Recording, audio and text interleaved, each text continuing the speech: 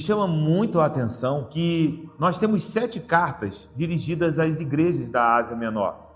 A carta mais extensa em palavras, curiosamente, foi dirigida à igreja em Tiatira. E por que eu estou dizendo curiosamente? Porque todos os comentaristas concordam e reconhecem que das 7 igrejas da Ásia, Tiatira parece ter sido a cidade menos importante nos quesitos religiosos e políticos. Tiatira ficava a aproximadamente 64 quilômetros a sudeste de Pérgamo, uma cidade que tinha proximidade com a fronteira. Ela foi considerada até mesmo estratégica nas questões militares por causa dessa proximidade com a fronteira. A gente sabe que normalmente regiões de fronteiras são regiões muito instáveis, principalmente quando falamos de problemas de segurança, questões militares. Então pare para pensar, era uma cidade extremamente agitada, por muitas vezes atacada. Até mesmo Pérgamo, uma cidade da Ásia Menor, dominou Tiatira no ano 262 a.C. Aí pare para pensar, uma cidade próxima dominando Tiatira. Qual o objetivo? Questões militares, questões estratégicas, de segurança. Roma também vai assumir o controle da cidade de Tiatira, isso já mais perto do século I a.C., ali por volta de 190 a.C. Era uma cidade, de fato, estratégica para os assuntos militares.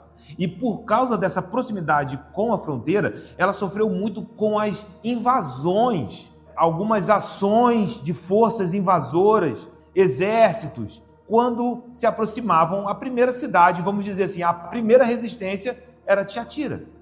Nós estamos falando de uma cidade que sofreu muito com essas questões de segurança. Contudo, quando o Império Romano assume o controle de Tiatira, Roma vai trazer uma política e implementar isso aos poucos, uma política que foi chamada de Pax Romana. E durante esse período, Tiatira até passou por um período aparentemente mais tranquilo, aparentemente de paz. Essa Pax Romana era uma política implementada pelo Império em que o espírito político integrava tudo: economia, segurança, política, militarismo, cultura. Era como se fosse uma espécie de implementação de todos os aspectos da cultura romana em todas as províncias, em todas as cidades que foram conquistadas pelo Império. Isso foi chamado de Pax Romana, e o Império colocava essa meta política com o intuito de oferecer um bem para todos, para a humanidade. O problema é que essa paz era ilusória. Essa paz era conquistada pela espada. Não havia verdadeiramente paz. Na verdade, essa Pax Romana era sustentada pelo totalitarismo do Império Romano. Não havia verdadeiramente paz. No século I, quando a Pax Romana foi implementada, Tiatira não sofria mais tanto com os ataques, porque agora o Império garantia essa aparente tranquilidade. E Tiatira ficava exatamente posicionada em importantes rotas comerciais. Tiatira, ela não era uma cidade como um importante centro religioso quando comparamos com Éfeso ou com Pérgamo. Mencionei aqui que Éfeso tinha o templo da deusa Diana, que era considerada uma das 7 maravilhas do mundo antigo. Tiatira não era um centro religioso, não havia grandes templos. Contudo, veja como o inimigo ele sempre está ajustando os seus ataques. Embora Tiatira não tivesse nenhum templo dedicado a Zeus ou a Diana, nem ao imperador, a cidade era conhecida pelas diferentes associações comerciais. Era uma espécie de sindicatos. E qual era o problema disso? É que esses sindicatos tinham os seus respectivos padroeiros. Então era uma cidade com muitos sindicatos, também chamados de guildas comerciais. Esses sindicatos eram representantes de diferentes áreas: mercadores, curtidores de couro, oleiros, padeiros, vendedores de tecido, metalurgia. Quando a gente lê Atos, capítulo de número 16, no verso de número 14, nós vamos encontrar ali a menção de uma mulher chamada Lídia. E ela era vendedora de púrpura. Se você conferir esse texto aí na sua Bíblia, você vai ver de onde ela era. Atos, capítulo de número 16, verso de número 14. Certa mulher chamada Lídia, da cidade de Tiatira.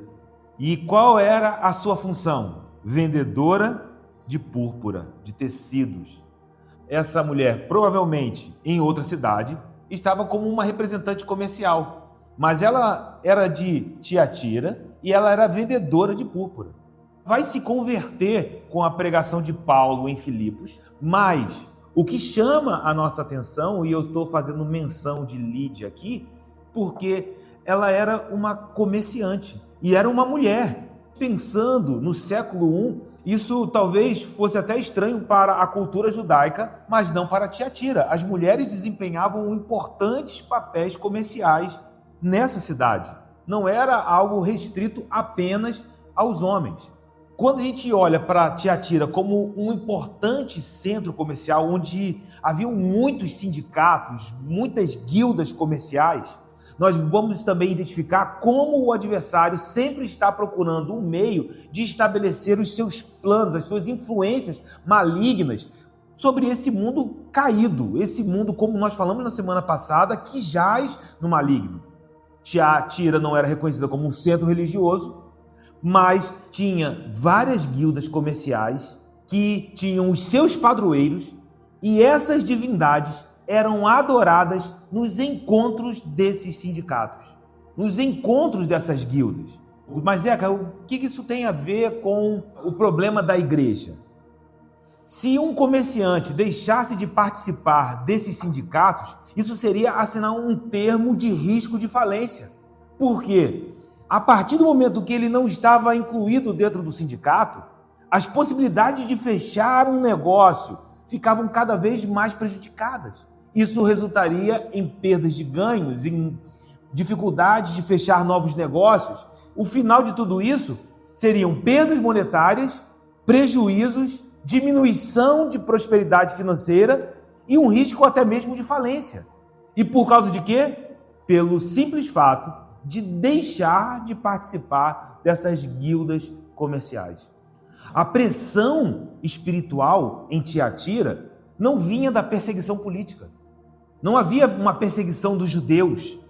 A pressão espiritual em Tiatira era uma ameaça em deixar de prosperar e ter mais lucros nos negócios. Por trás dessas divindades, desses padroeiros, o que encontramos era o espírito de Mamon. Em Mateus capítulo 6, verso número 24, dentro do Sermão do Monte, Jesus fala algo a respeito do perigo das riquezas desse mundo. Ninguém pode servir a dois senhores, porque ou há de aborrecer-se de um e amar ao outro, ou se devotará a um e desprezará o outro.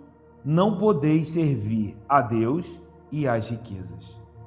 A palavra aqui para riquezas é mamonais, é uma expressão aramaica que foi trazida para o grego e significa a personificação das riquezas. Mas em que sentido? As riquezas em oposição ao Senhor.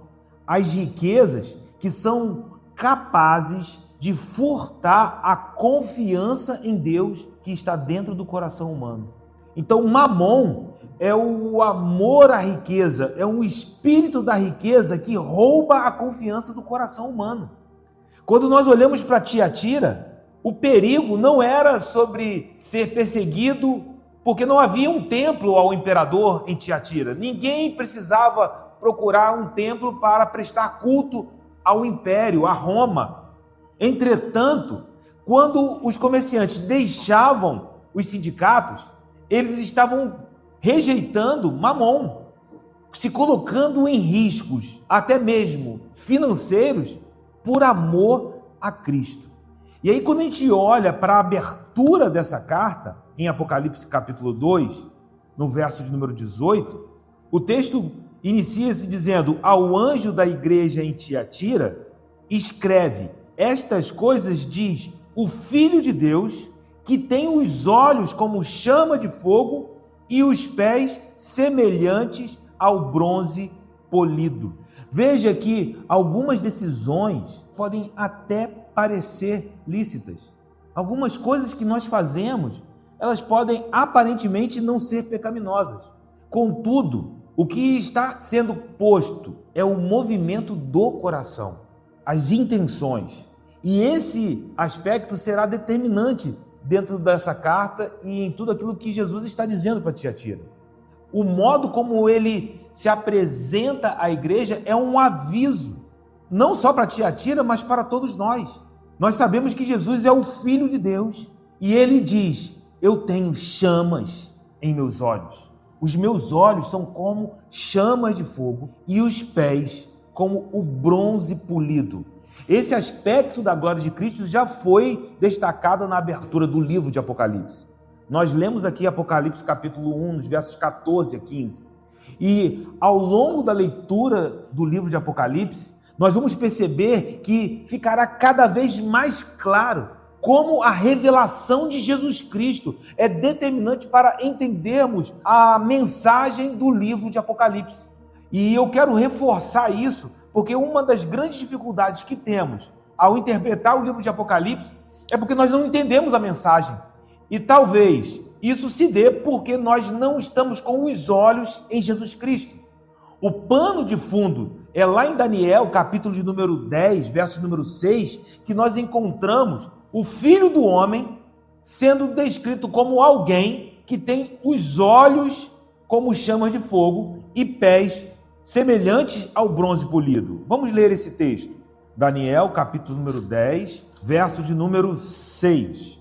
Diz assim o texto: o seu corpo era como o berilo, o seu rosto como um relâmpago, os seus olhos como tochas de fogo, os seus braços e os seus pés brilhavam como bronze polido, e a voz das suas palavras era como o estrondo de muita gente ou de uma multidão.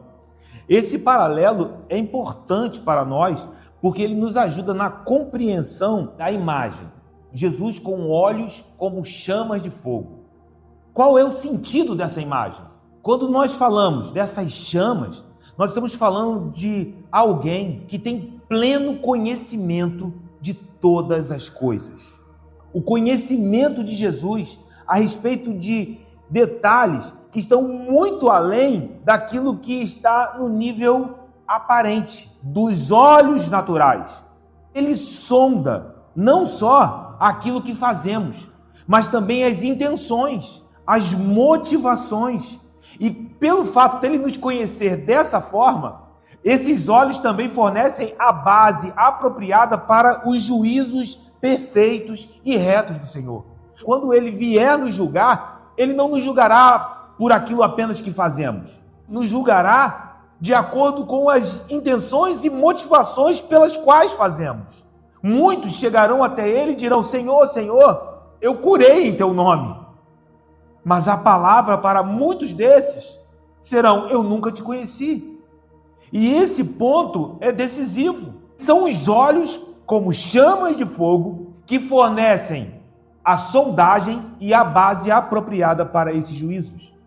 Os nossos corações são conhecidos por ele com a mesma profundidade e clareza que ele conhece as nossas obras. Talvez vocês estejam aqui e conheçam algo a respeito das minhas obras, daquilo que eu faço. Mas quando Jesus olha para mim, ele vê com a mesma clareza o que está dentro de mim, o que eu penso. Ele sonda o visível, mas também conhece o invisível. Ele conhece cada palavra que dizemos, bem como as intenções de cada uma delas. Ele sabe quais são as intenções do meu coração à medida que eu estou falando aqui nesse momento. E como isso nos posiciona em temor. E veja que são olhos como chamas de fogo, mas ao mesmo tempo os pés como bronze polido. Sugerem que o bronze está aquecido, provavelmente em brasas. E isso faz muito sentido se os olhos são como chamas de fogo. E quando pensamos na imagem dos pés, isso aponta para estabilidade. Então, a glória, a força, o poder, a permanência do reino eterno de Cristo está sendo destacado aqui. É assim que o Senhor Jesus quer que o conheçamos, porque o seu domínio, o seu reino será sem fim. O poder, a força do Senhor são aspectos que garantem a execução dos retos juízos. Veja que não basta apenas decretar os juízos, é necessário poder para que esses juízos sejam executados. E quando nós olhamos para Cristo Jesus, nós conhecemos aquele que nos sonda, que nos julgará e que tem poder para nos salvar, mas também tem poder para condenar todos aqueles que resistem ao seu amor, à sua misericórdia e à sua graça, que resistem ao seu senhorio. Ele é o Rei dos Reis e Senhor dos Senhores. O título Filho de Deus talvez faça muito sentido para a igreja em Tiatira, porque isso faz um contraste com um dos padroeiros locais de Tiatira, Apolo. E na mitologia grega, Apolo era filho de Zeus. Na mitologia grega era considerado como um guerreiro, a sua imagem era como alguém montado em um cavalo com um machado de dupla lâmina, forte, poderoso. Só que agora a igreja em Tiatira está recebendo a revelação que o verdadeiro conquistador divino, o verdadeiro guerreiro é Jesus Cristo. E que brevemente todo joelho se dobrará e toda língua confessará que Ele é o Senhor. Aquele que tem os olhos como chamas de fogo e os pés como bronze polido. Nós amamos saber que os olhos do Senhor estão sobre nós. Nós cantamos isso. Mas qual o impacto que essa contemplação deveria provocar em nós? Essa é uma pergunta que precisa ser considerada. Como você se sente sabendo que Jesus está te sondando nesse nível agora?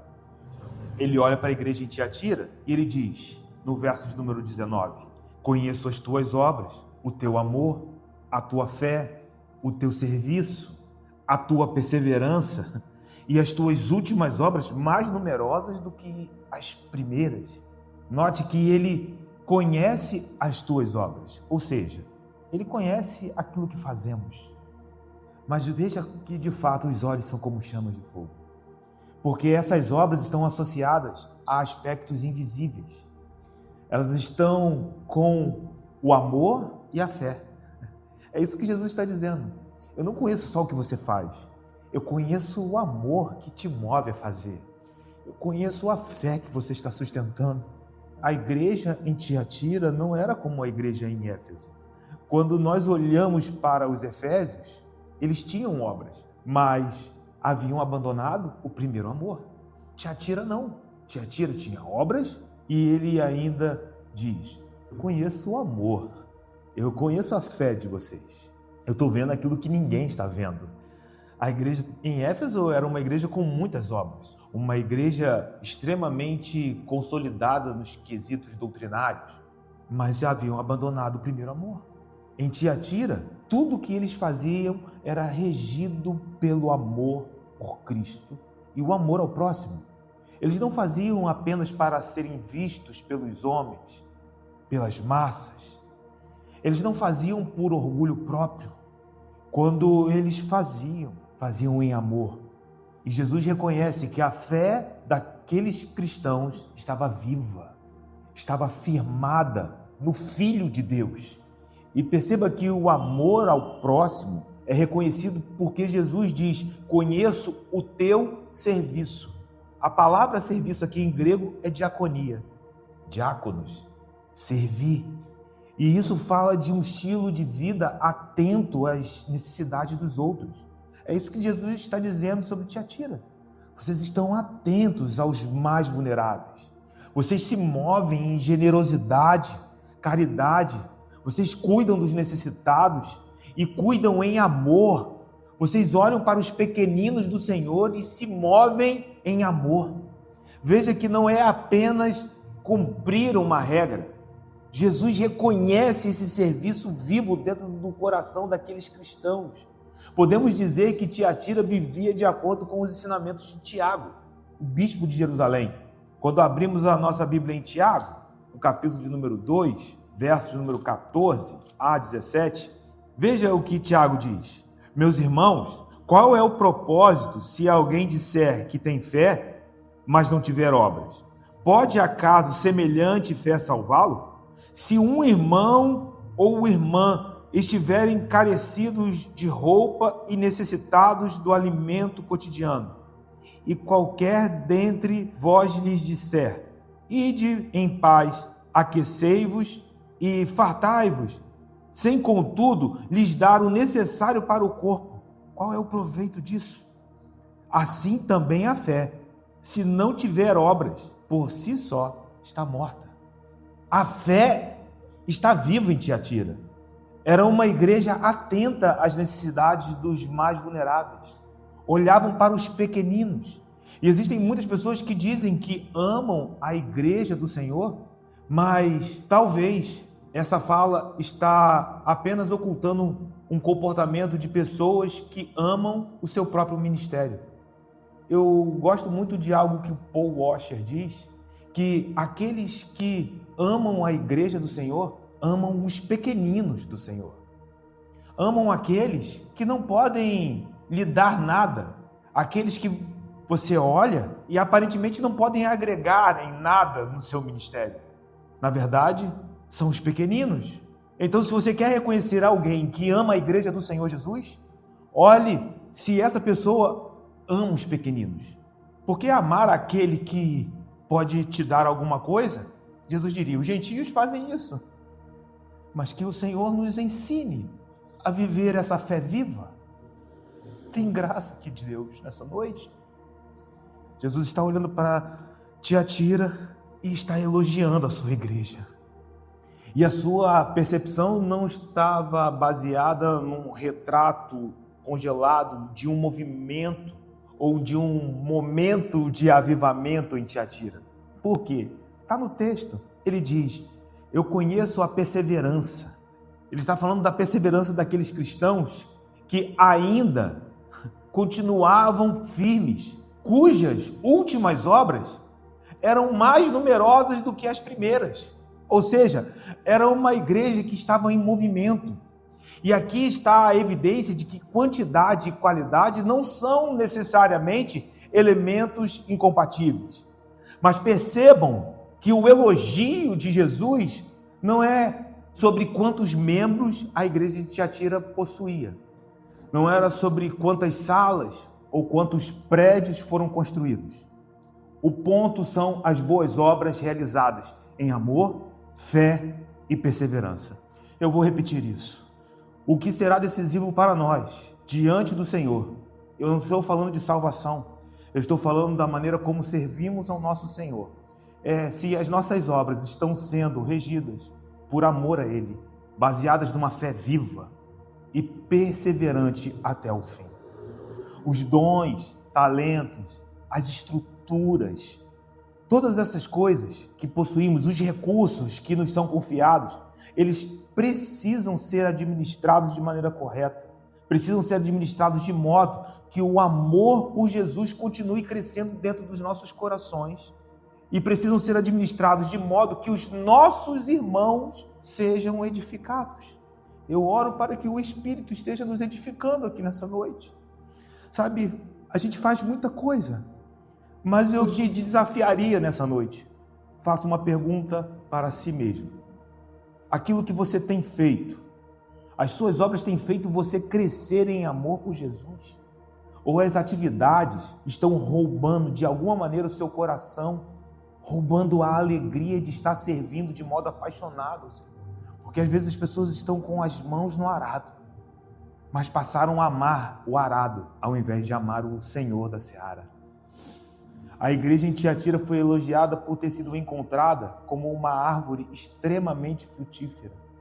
E eu oro para que Jesus encontre essas virtudes em sua igreja, encontre essas virtudes em nós, como seus filhos, como seus servos.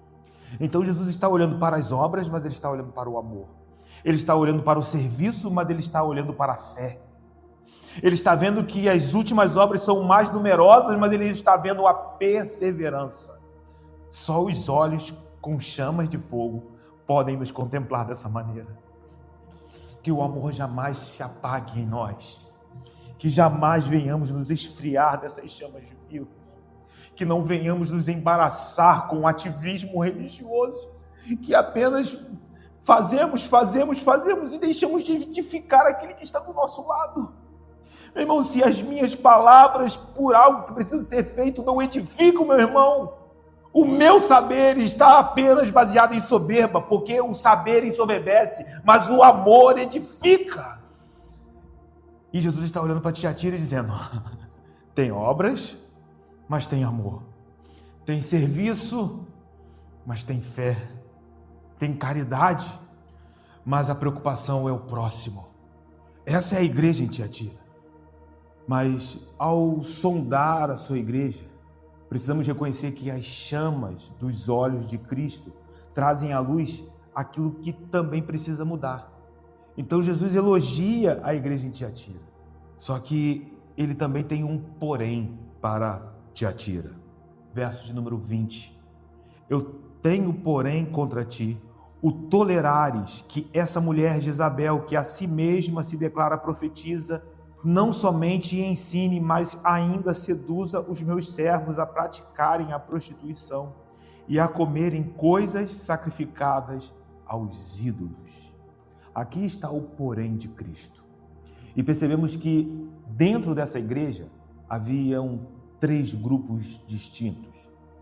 Os que eram fiéis, haviam os que estavam tolerando o pecado e um terceiro grupo, os que estavam vivendo no pecado. Então, dentro de Tiatira, podemos reconhecer esses 3 grupos distintos. E aqui está o porém cortante de Cristo. Havia uma mulher que se declarava profetisa. Essa mulher recebe um codinome, Jezabel. Não há como identificar historicamente quem foi essa falsa profetisa, embora as muitas tentativas sejam encontradas na literatura. Alguns, baseados numa variante textual do livro de Apocalipse, pensavam que ela fosse a esposa do bispo da igreja, do líder da igreja. E por causa disso, talvez tivesse certa influência dentro da igreja, mas isso é muito difícil de se provar com uma variante textual do texto em grego. Quando eu digo variante, é porque nós temos o texto majoritário, mas há muitos manuscritos, há fragmentos de manuscritos, há páginas de manuscritos. Nós temos fragmentos que às vezes é uma página do Novo Testamento, mas é uma evidência textual. Você apontar para a possibilidade de que essa mulher fosse a esposa do bispo da igreja de Tiatira, por causa de uma variante textual, é muito difícil de ser apoiado, porque você tem todas as evidências textuais e aí uma variante aponta para essa possibilidade. Então, não dá para se afirmar algo baseado apenas numa variante de um texto em grego. Outros tentam associar essa mulher a Lídia, baseados na possibilidade de uma forte influência no sentido do comércio, a influência na questão dos negócios da área têxtil. Novamente, outra possibilidade muito frágil que não tem como você afirmar, é difícil de sustentar algo dessa maneira. Mas há quem sugira que se tratasse de uma sacerdotisa pagã, que lançou mão até mesmo de escritos judaicos cristãos, escritos sibilinos, que eram escritos que tinham a influência de textos judaicos, de textos cristãos, e essa profetisa pagã sustentava uma doutrina sincretista que deve ter até servido de base para a doutrina dos nicolaítas. A gente já falou aqui dos nicolaítas, quando falamos da igreja em Éfeso, a igreja em Pérgamo, e embora não possamos identificá-la de fato quem é, há algo decisivo que pode ser dito aqui. Essa profetisa tinha uma forte influência dentro da igreja em Tiatira.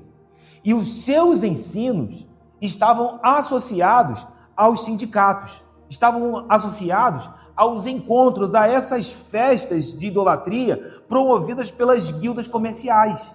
Então, os ensinos dessa mulher, de alguma maneira, faziam associações com essas festas de idolatria.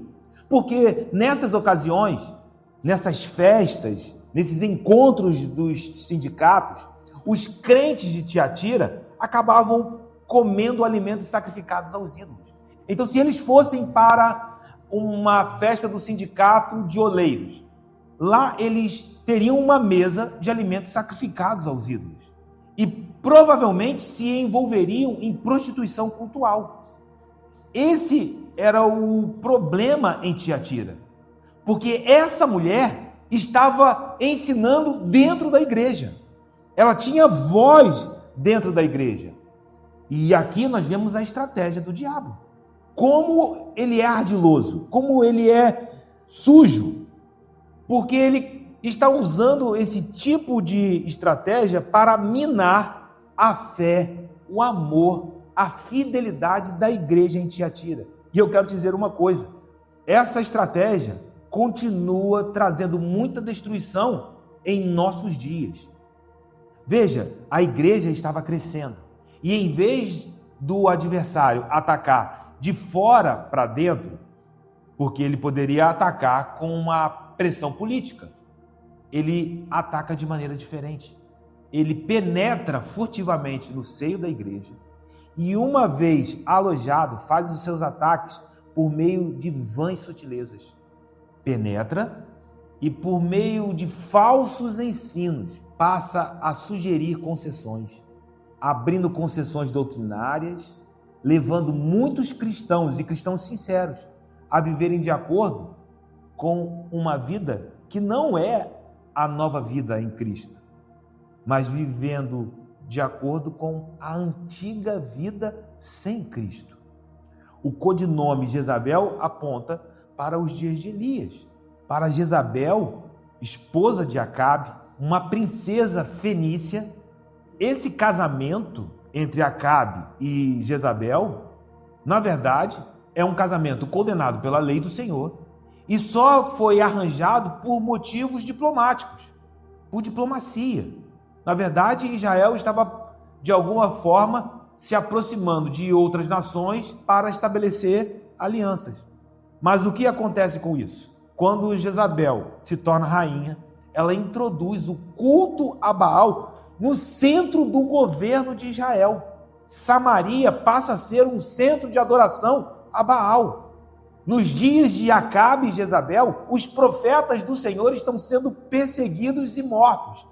E veja como foi o modus operandi do inimigo. Não foi de fora para dentro.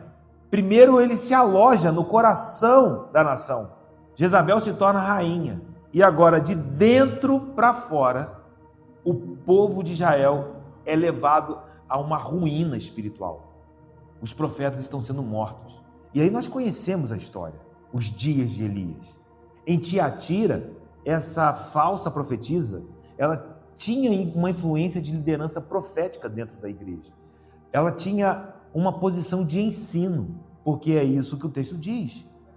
Eu tenho, porém, contra ti o tolerares essa mulher, Jezabel, que se autodeclara profetiza, e o tolerares o ensino. Ela tem voz. E veja o porquê Jesus está dizendo isso. A aplicação da palavra da verdade era urgente naquele contexto.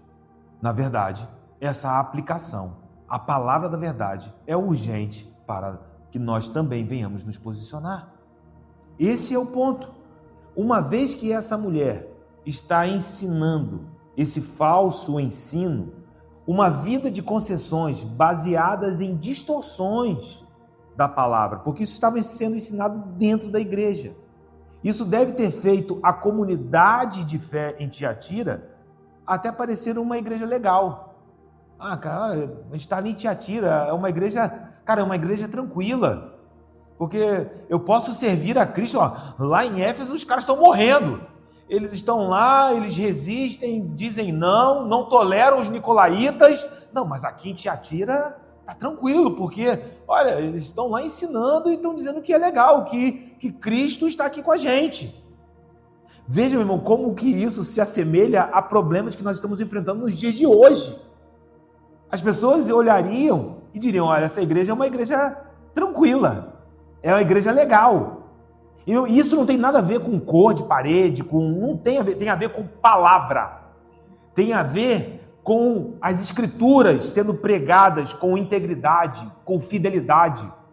O ponto é que o pecado estava sendo nutrido dentro de Tiatira. E o salário do pecado é a morte.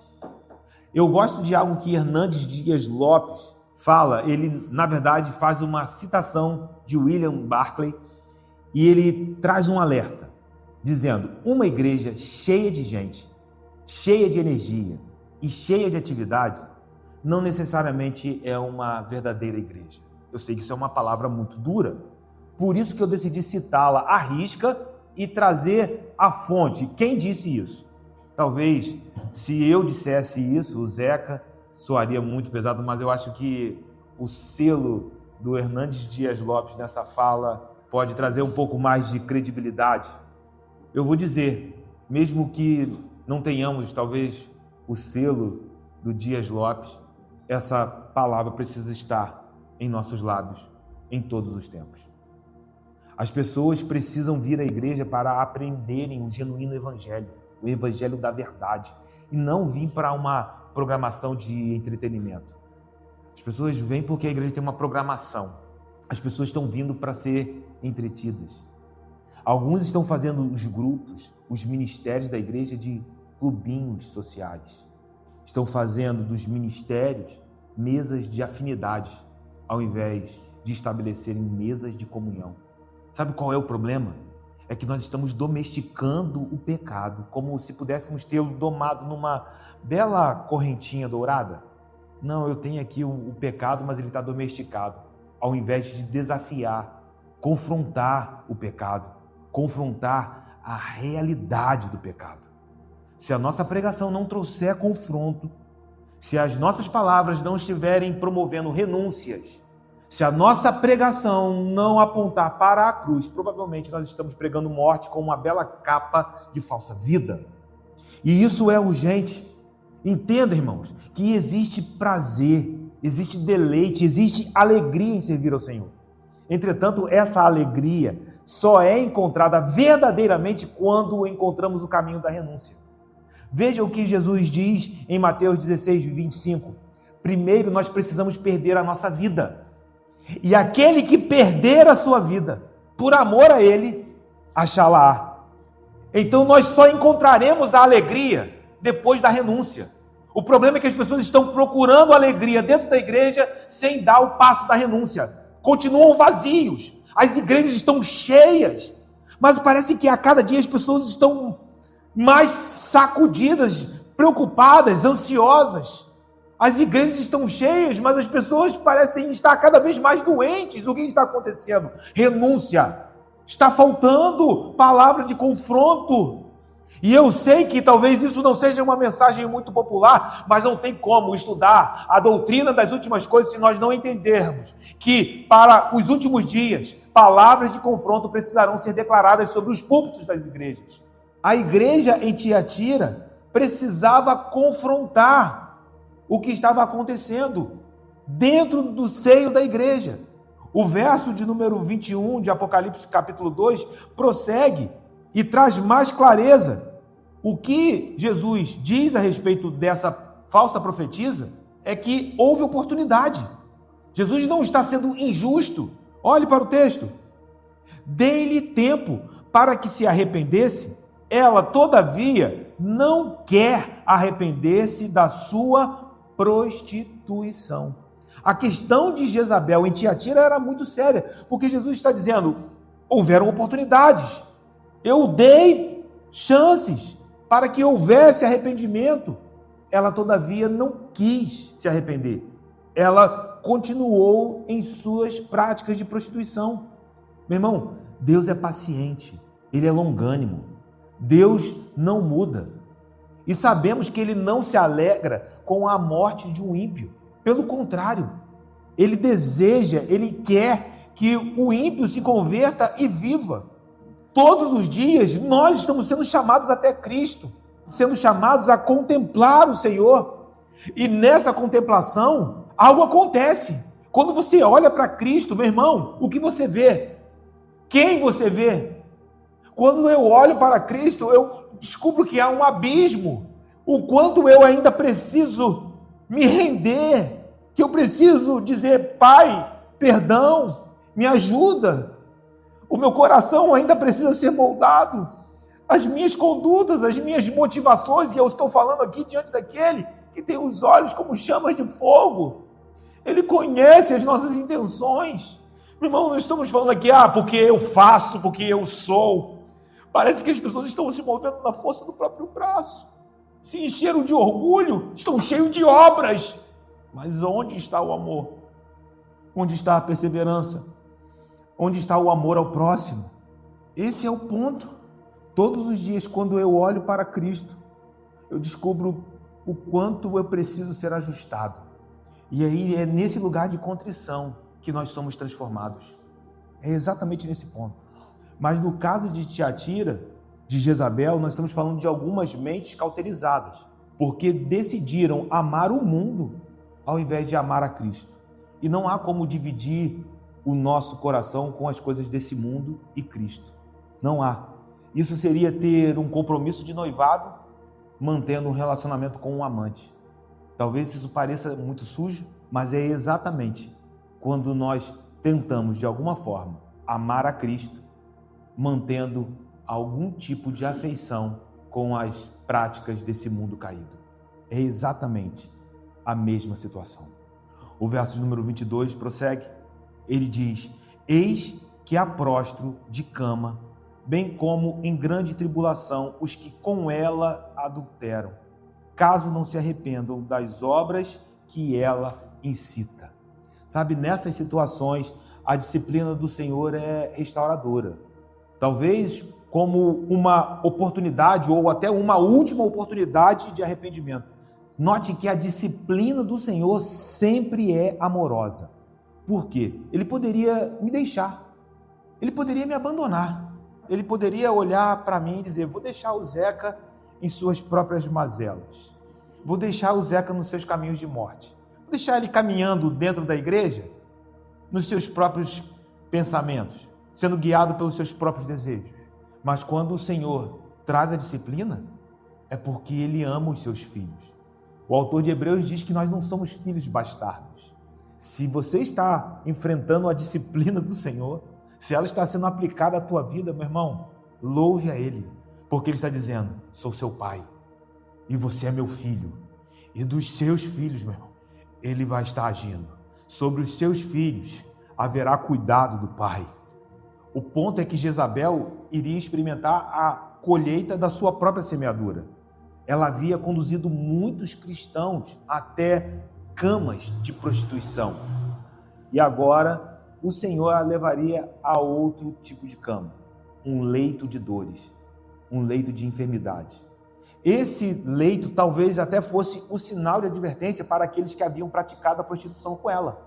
Ao olharem para Jezabel no leito de enfermidade, lendo, ouvindo esta carta, talvez eles se arrependessem e mudassem de modo decisivo as suas condutas. Era essa a expectativa do Senhor. E caso não houvesse arrependimento, aí o próprio Senhor diz: eu trarei tribulações sobre eles. E aqui a gente percebe a soberania divina, como Deus está agindo de modo providencial para que o seu povo acorde e se volte para o Senhor. Deus não está trazendo tribulações para destruir o povo. Ele está abrindo a ferida porque só Ele é capaz de ligar a ferida. Ele está trazendo as tribulações para que o seu povo desperte. Meu irmão, sem a revelação do Senhor, a nossa culpa se findaria em remorso. A gente fracassaria e ficaríamos apenas no canto se lamentando. Mas diante dele, a nossa confissão é permeada por arrependimento e então surge um novo caminho. Haverá um clamor, como diz em Oséias, capítulo número 6, verso número 2. Vinde e tornemos para o Senhor.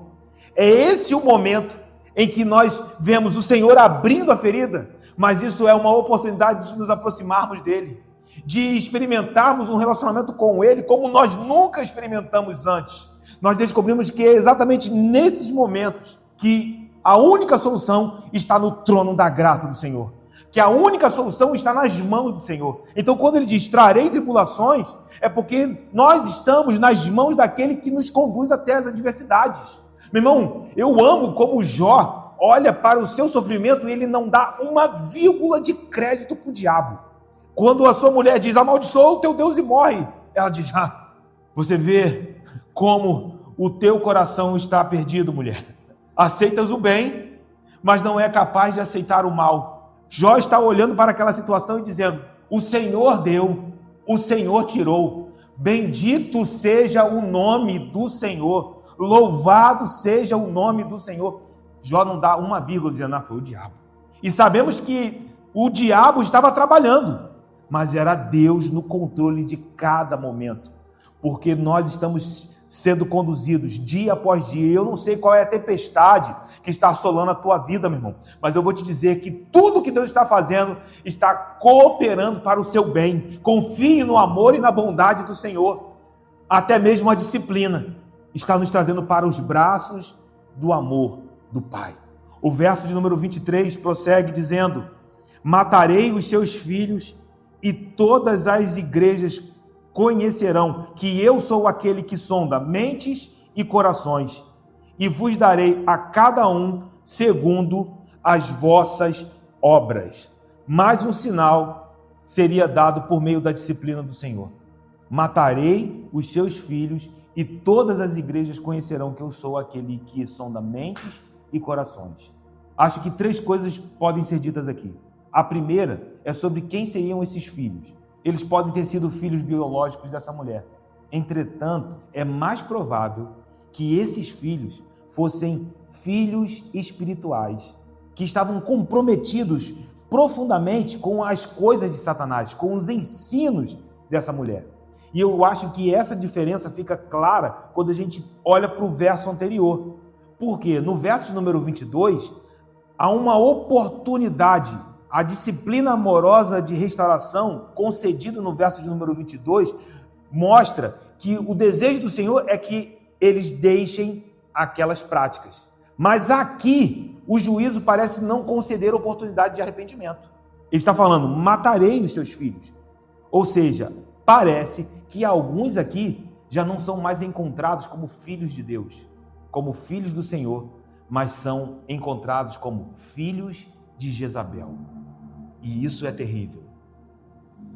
Alguns que estão dentro da igreja, que já se tornaram filhos de Jezabel.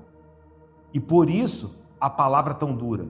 O ponto de não ter mais oportunidade é porque não são mais encontrados como filhos de Deus, mas se tornaram filhos da prostituição, filhos dessa falsa doutrina, filhos de Jezabel.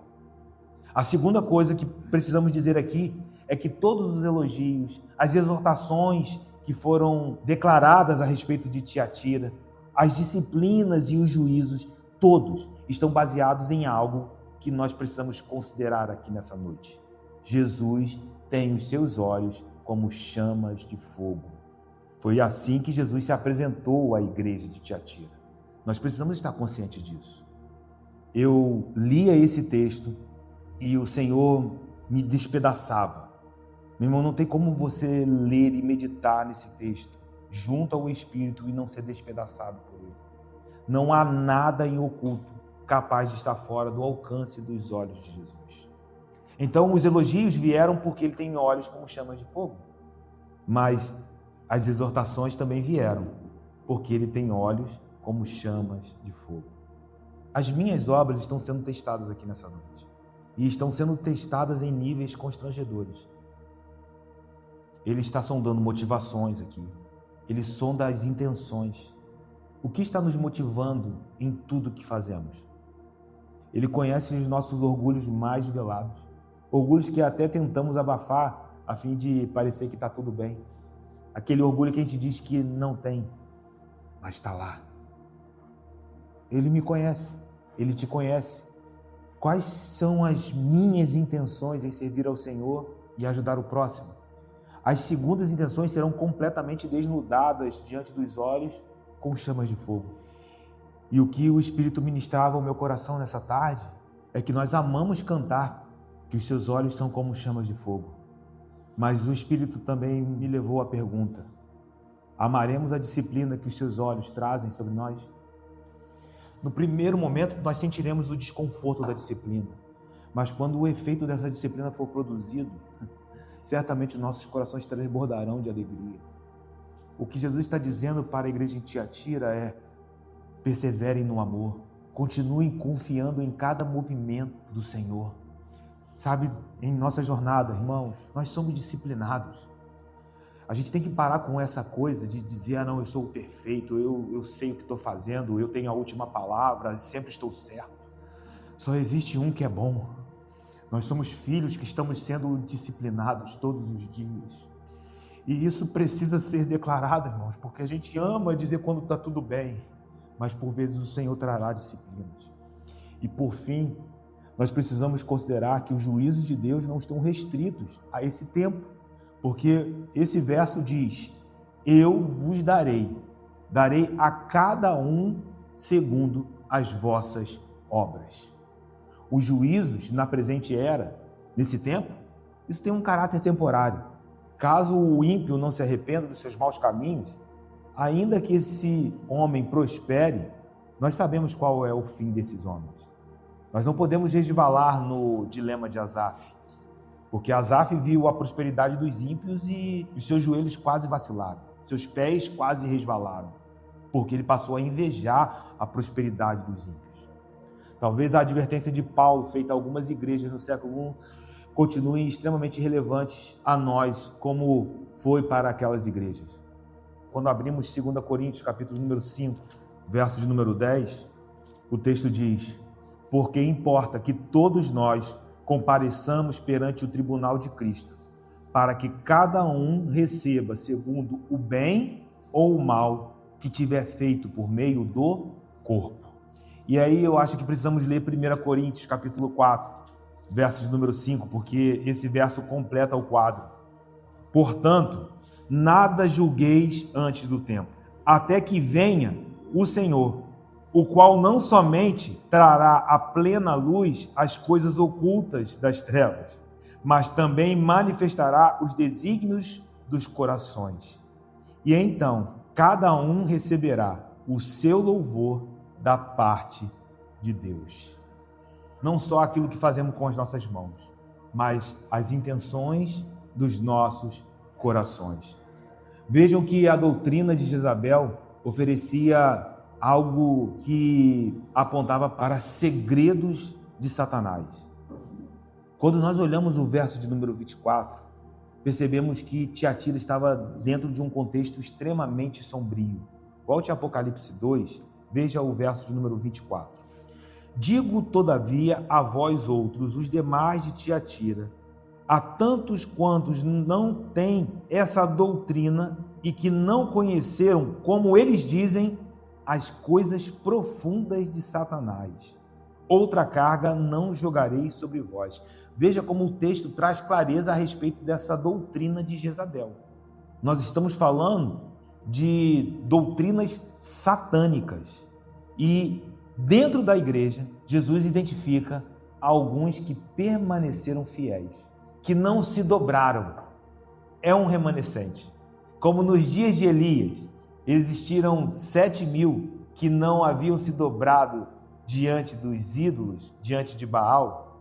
Jesus está olhando para dentro da igreja de Tiatira e dizendo: eu sei que o contexto aí é sombrio, as artimanhas são ardilosas, muitos estão sendo arrastados, mas tem um remanescente dentro do corpo de Cristo. Não tem aqueles que são fiéis. E quem eram esses? Aqueles que decidiram permanecer no evangelho puro e simples que haviam aprendido. Aqueles que permaneceram na palavra. Vejam que a doutrina de Jezabel apontava para um conhecimento das coisas profundas de Satanás. O sincretismo religioso, esse mal, havia levado alguns a tentar conciliar a vida cristã com as práticas de idolatria. Para quê? Para que eles pudessem manter o status dentro das guildas comerciais, dentro dos sindicatos, para que as negociações, os comércios, para que eles pudessem, de alguma maneira, preservar a segurança financeira.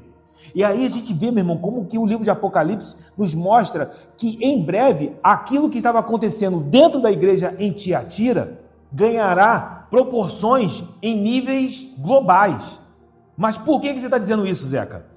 À medida que nós caminharmos dentro do livro de Apocalipse, nós vamos ver que surgirá a manifestação de uma tríade satânica: o anticristo, o falso profeta e a grande meretriz. O anticristo exercerá a sua influência no campo da política, da economia.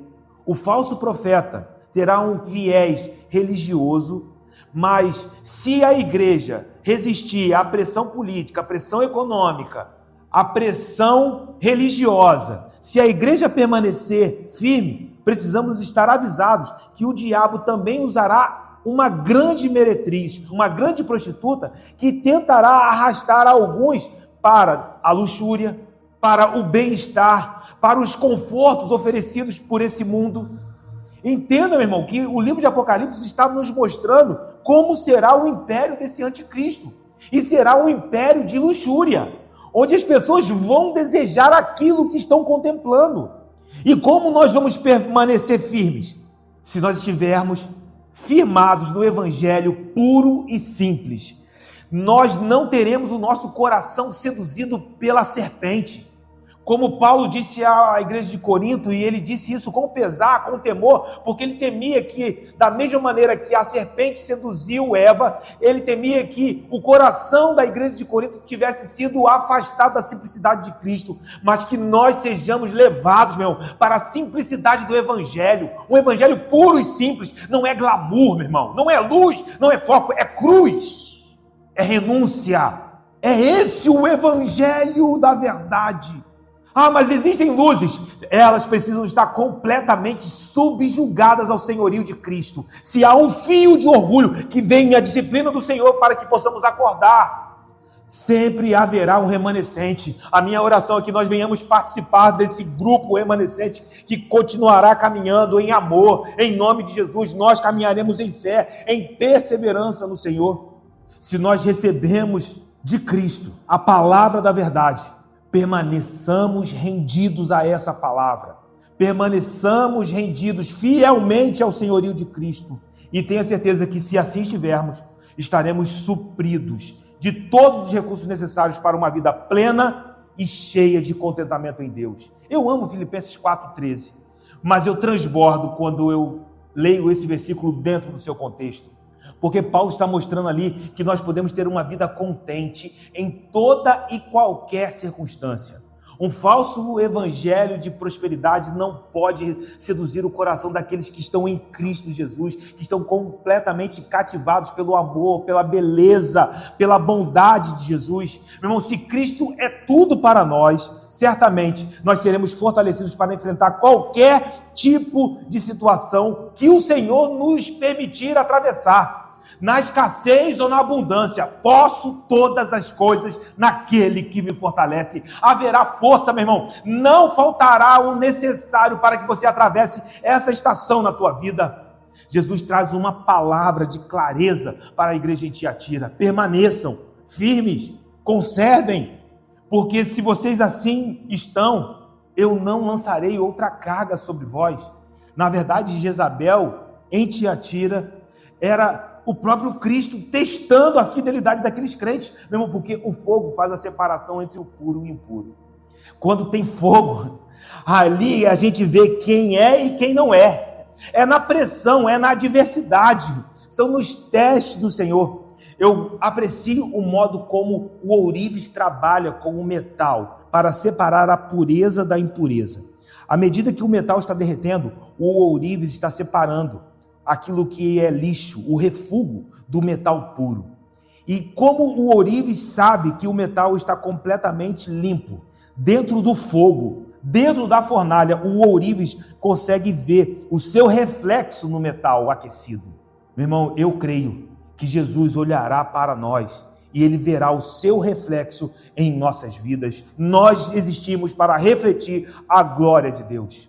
Apenas uma coisa é necessária, o que está no verso de número 25. Tão somente conservai o que tendes até que eu venha. Jesus está voltando, irmãos. A perseverança tem seu propósito pleno se nós mantivermos a fé até o fim. Não é fácil ter um estilo de vida de renúncias. Nós estamos crucificados com Cristo. É Cristo que vive em nós. Então, para cultivar uma vida de renúncia, ame o Senhor, ame a palavra e viva para servir o próximo. Eu vou te dizer uma coisa, se você quiser uma vida de renúncia, ame o Senhor e sirva o próximo. Isso te levará a passos inevitáveis de renúncias. Vai chegar uma hora que você vai dizer, Senhor, já não estou aguentando renunciar tanto. Ame o Senhor, sirvam os pequeninos e você assim permitirá que a perseverança tenha uma ação completa na tua vida. Esse estilo de vida te encherá de esperanças e expectativas eternas. Esse é o ponto. E então o verso de número 26 prossegue dizendo, ao vencedor que guardar até ao fim as minhas obras, eu lhe darei autoridade sobre as nações, e com cetro de ferro as regerá, e as reduzirá a pedaços, como se fossem objetos de barro. Veja que é necessário guardar até o fim. A falsa profetisa estava propondo uma vida de concessões, uma vida que pudesse ser conciliada com os bens desse mundo. Meu irmão, não adianta ter tesouros se isso custar a tua santidade. Não adianta ter as riquezas se isso custar a nossa eternidade. Do que adianta ter palavras bonitas, belas, se a verdade de Cristo não está em nós? Do que adianta? As obras de Cristo estão diretamente ligadas às virtudes que nós falamos no verso número 19, o amor, a fé, o serviço, a perseverança. A igreja em Éfeso tinha obras, mas eles tinham abandonado o primeiro amor. E aí o que Jesus diz para a igreja em Éfeso?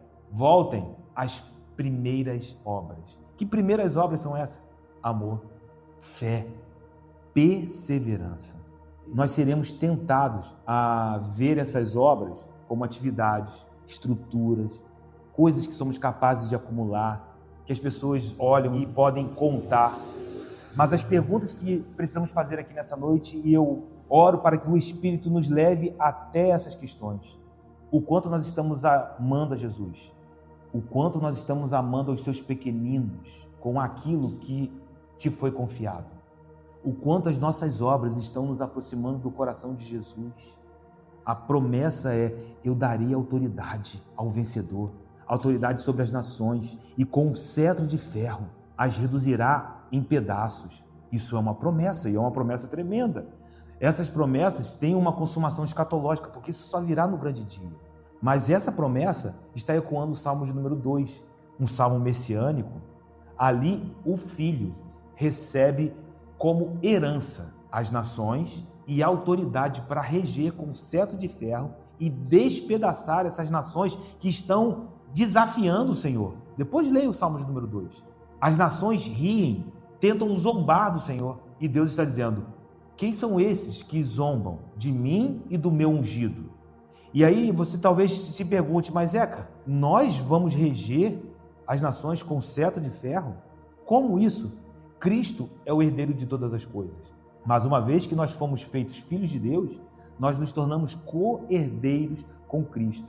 Mas a palavra talvez aqui que precisa ser dita, até para que você entenda, porque isso parece confundir a nossa mente. Nós, como igreja, nós regeremos com um cetro de ferro. Para isso você precisa entender o Sermão do Monte, Mateus 5,5, quando Jesus diz, bem-aventurados os mansos, porque estes herdarão a terra. Reger com cetro de ferro não tem a ver com vingança pessoal. Não tem a ver com, no grande dia, vamos descontar as nossas indignações nesse mundo quando estiver sendo julgado. Não. Apenas os mansos herdarão a terra.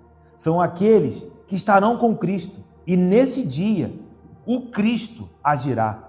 E nós estaremos com Ele em mansidão. Por vezes a gente olha para um texto como esse e temos dificuldade, porque nós logo pensamos em agir com arrogância.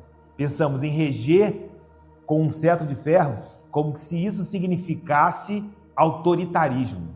Eu vou te dizer, isso significa que nós teremos poder nas mãos, mas nós também aprenderemos a mansidão com o Cordeiro de Deus. E aí, por fim, o verso 28 e 29 dizem: assim como também eu recebi de meu Pai, dar-lhe-ei ainda a estrela da manhã. Quem tem ouvidos, ouça o que o Espírito diz às igrejas. Do mesmo modo que Cristo recebeu, agora ele também dará aos seus, aos vencedores, a estrela da manhã. Nós precisamos considerar que essa imagem é algo que Jesus recebeu. Ele diz, da mesma maneira que eu recebi do Pai. Então isso não pode ser o próprio Cristo. Alguns intérpretes dizem, a estrela da manhã é o próprio Cristo, mas não pode ser, porque ele diz que é algo que ele, o Cristo, recebeu. Então podemos descartar essa possibilidade. Mas quando nós olhamos para Daniel capítulo 12, versos número 3, e eu preciso ler esse texto com vocês, esse versículo talvez forneça o pano de fundo, porque está falando dos vencedores. E o texto diz assim, Daniel 12, 3. Os que forem sábios, pois resplandecerão como o fulgor do firmamento, e os que muitos conduzirem à justiça, como as estrelas, sempre e eternamente. Está falando do fim, está falando da consumação, está falando de recompensas. E há uma promessa para aqueles que caminharem na sabedoria do Senhor e que conduzirem outros à sabedoria, à justiça do Senhor. Estes serão como a estrela, brilharão, resplandecerão. E isso faz muito sentido, porque em Apocalipse 22, 16, Jesus é chamado de a resplandecente estrela da manhã.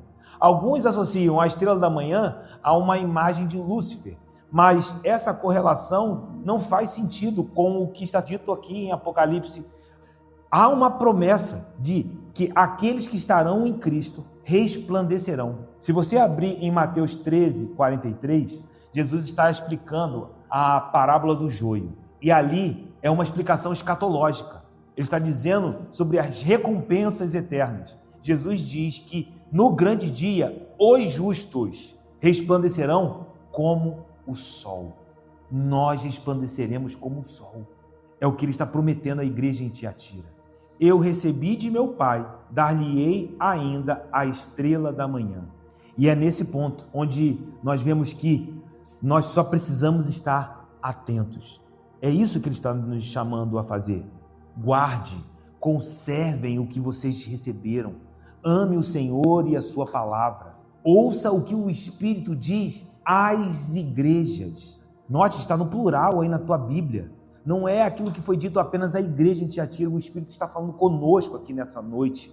Meu irmão, os lobos por vezes se filtrarão. Eles oferecerão uma opção de um evangelho sem cruz, sem renúncia, sem entrega, mas que nós possamos caminhar de maneira em que a santidade esteja sendo conservada em nossas vidas. Eu declaro que a santidade regerá os nossos passos, as nossas vidas, em nome de Jesus.